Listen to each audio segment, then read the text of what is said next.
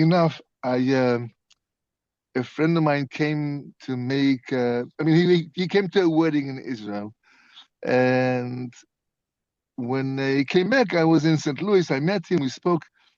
I told him, "No, did you have a culture shock going to Israel? Like, in Israel, it could be sometimes the Israeli mentality could look sometimes a little bit harsh. They can, like, if you stand in line, then somebody's gonna cut the line, or but it's all. It's like it's a mentality which is like you can very easily can pass by. It doesn't hurt. It doesn't. But as an American, you can feel something is like not like you're used to. So he told me, the other way around. When I came back to America, that's where I had the culture shock. That I said to myself, uh, when he landed in the airport, and he thought to himself, "What am I doing here?" I mean, this is like I feel a stranger. He's an American, Native American, but he feels a stranger coming back to America. So it's two different mentalities, but then we have to adjust to grow higher, to make it to the desired land. Not everybody is worthy to come to the land, and if somebody is being rejected from coming to the land, then it's a perspective. Maybe he should make tshuva. We see even Moshe Rabbeinu was not allowed to get into Eretz Israel. And not that he was not a tzaddik. There was no greater tzaddik than Moshe Rabbeinu. But still, it needs a humbleness, maybe more tefillot. And we hear Moshe Rabbeinu davened 515 prayers to get into Eretz Israel. And eventually, there was a reason behind it why he didn't get to Israel. But still, each one of us who feels a little bit rejected from coming to the desired land, to the promised land, to the to the land of longing, the land of our land. So it needs a little bit more tefillot, and also needs maybe a little bit more preparations. I this class regarding to talking about Shabbos is about preparations. So perhaps we'll start to talk about Shabbos, and then I think we can try to copy paste everything we're learning today in honor of Shabbat. We'll try to copy paste it to Israel, and maybe we can find some similar things, some similarity between the ideas I'm going to talk about preparation for Shabbat, and the ideas of preparations for coming to Eretz Israel. So, as I said, we're not going to discuss Shabbos this session. We will discuss how to get into Shabbos. And it's one of the more difficult things to prepare for Shabbat, because Friday is a very tricky day. Friday is a short day. We cut it short because we just bring Shabbos like in the afternoon, late afternoon, and that's it. End of activities. We have to squeeze in everything into Friday. Try to make the preparations, but that will be a mice of someone who maybe is less organized. Because if you see that your Fridays are hectic,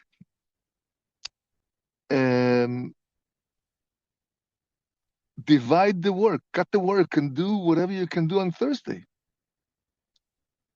You make your own cheshbon.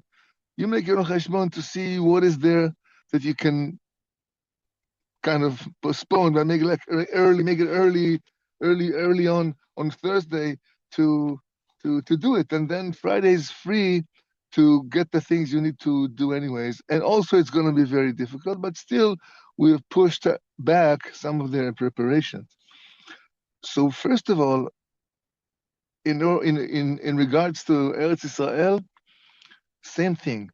We have to make sure to prepare for that aliyah. It's a great aliyah. It's a great seichel.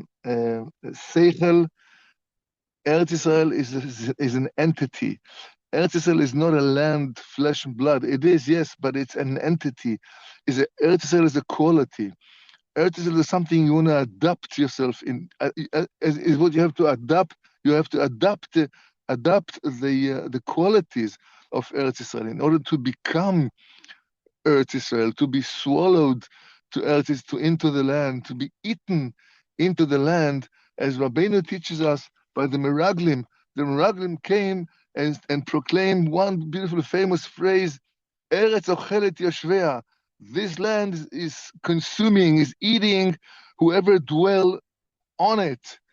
And Rabbeinu Nachman take this pasuk and change it and teaching us that yes, the land, the Meraglim, the spies wanted to say that because there were a lot of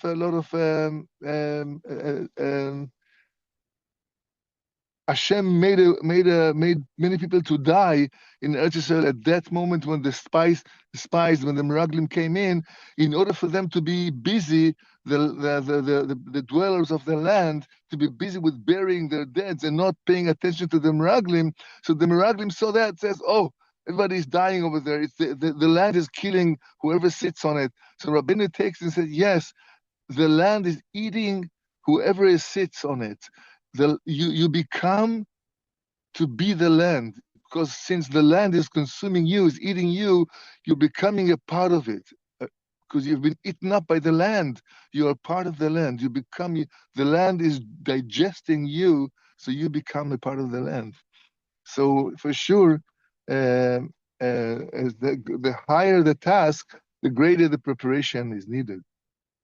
And I will ask and beg and go down on my knees to everyone who listens to me in the world: stop working 12 o'clock on Friday.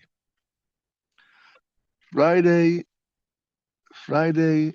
is a day that we have to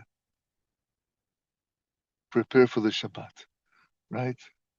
Prepare for the Shabbat.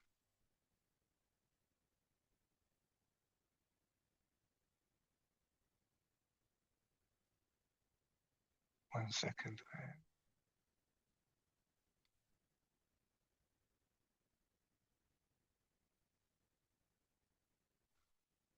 And so being able to work only half a day on Friday, that will allow us to prepare properly. Whoever can go, men could go to the mikveh Erev Shabbos. That's very much highly recommended, because just we have to to transform, change ourselves into Shabbos mode. Yes, it's a special mode, it's a concept, it's a set of mind. So we have to transform our body into Shabbos mode. Yeah? Shabbos mode. Right? The head stops thinking fast, relaxing, Shabbos Kodesh, not too many things to do. For sure, thank God, no phones, no computers. Odel Hashem Kitov. What a gift. What an amazing gift.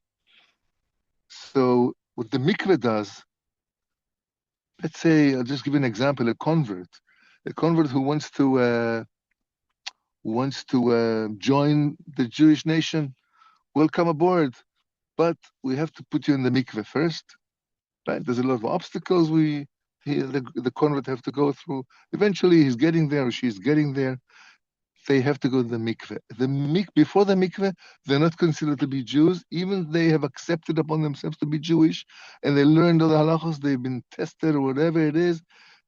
The mikveh punkt, that what makes the goy to become a Jew. How powerful the mikveh is. So more so, if we are Yidden already, and the ability of the mikveh is to lift you up to a higher level, for sure. Mikveh will do that for you as well, Erev Shabbos. The Zohar brings down a very interesting and inspiring explanation. What does the mikveh does? When you get into the mikveh and coming out of the mikveh, you are undressing the skin of the snake, poshet or hanachash, velovesh guf kadosh mi Gan Eden, and you dress up with a holy body from Gan Eden. That's what the mikveh does to you. Can you imagine? Your mind becomes more ready to receive the kedusha of Shabbat. Resting, having a little shluf, a shlufi, Erev Shabbos. It's the best thing in the world. The best thing in the world, because you get to Shabbos ready. You're not bothered. It's like that sleep, that shluf on Erev Shabbos. It's not just a rest which we can use in the middle of the day. 20 minutes, half an hour of rest will change your point of mind. Will refresh you. But something different happens when you shluf Erev Shabbos. When you shluf Erev Shabbos, you kind of pausing your soul from connecting with this world, put it into sleep, and then you wake up to another reality. It's like when you come to a new country, a new land, sometimes you have to turn off your phone, and then only then you can turn it on, so it will be able to accept all the features on the phone. Same thing, that shluf or Shabbos, very important, very crucial. Try to fight for that, if you can, to sleep Erev Shabbos. The Rebbe Reb Zusha Manipoli once spoke out kind of his emotions into trying to explain what is it, how important it is to sleep a little nap before Shabbat. And he was wondering, he was amazed, and he questioned. He wondered, why did not Hashem wrote in his 10 commandments sleeping, having a nap, Erev Shabbos, as one of the 10 commandments?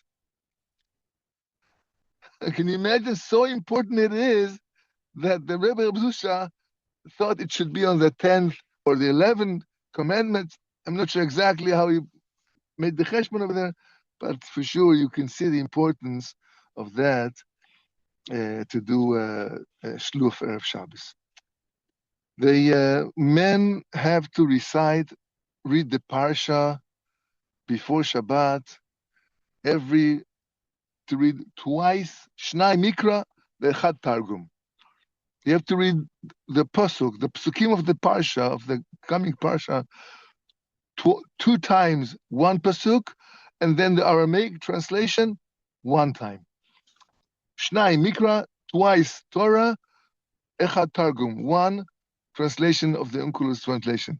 This is as a preparation that you will know what's ahead of you. You'll be able to recognize the Parsha.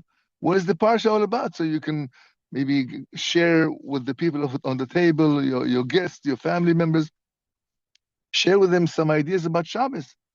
But what it does to you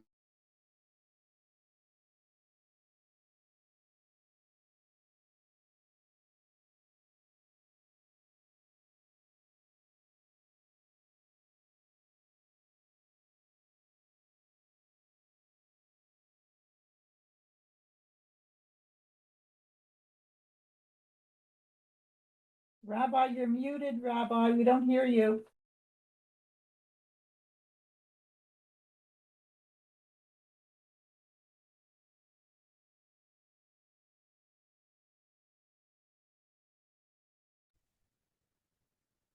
We don't hear you, Rabbi. Does anybody else hear him or what? No, I don't hear him. He doesn't know. How come he doesn't hear us? Rabbi, we don't hear you. You're muted, Rabbi. Hi.